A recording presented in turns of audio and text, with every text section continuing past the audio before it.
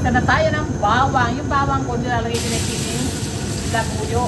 Konti lang para hindi na ako nalagay ng paminta kasi naglagay na ako kanina ng paminta. So, ayan.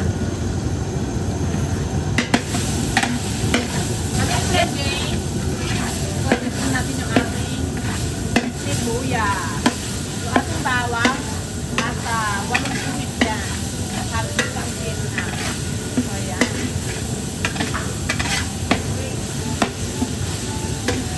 So, lagay natin yung almost 3 kilos na kamatis sarila.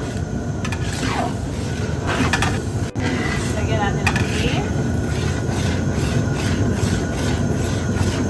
Hanggang sa medyo maluto yung kamatis na natin ilalagay yung ating baka na pinirito. So, ayan ang itusa. Okay, lagay na natin yung baka. Wow, dami. Yan. Naprito na to. So, ganyan kabusisi si bata. Yan. So, haluin na natin.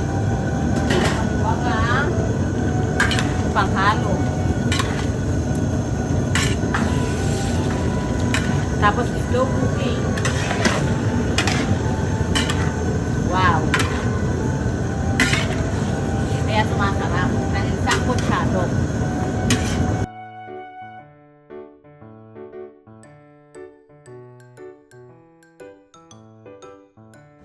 Ayan. Habang nagsasangkot siya tayo ng ating baka, ito naman ang ating isusunod para hindi nasasayang ang oras natin na meron tayong ginagawa at hindi tayo maiinip habang tayo'y nagpapalampot.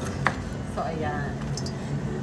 Ito muna ang ating gagawin. Then next, ito naman ang ating hihimayin. Ayan. Para sakto yun, malambot na, naka-ready na, hindi yung hindi siya tawag dito, dadapuan ng kung ano-ano. Sa bagay, wala nang niligat dito, malinis naman dito eh.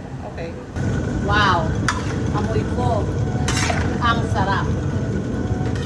So, ayan, ready na siya.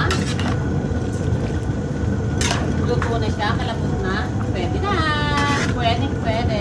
Titikman na natin. Ayan, finally, luto na. Ang sarap. Tikman natin. Mmm.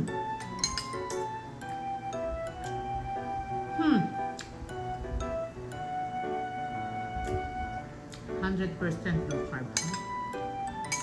Try nyo. Purong bakal. Local to local. Na bakal. Ang sarap.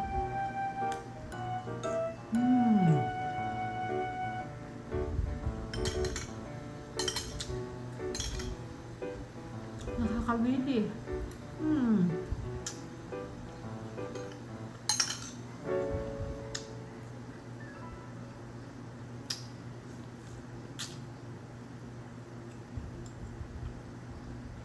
Namit. Uy!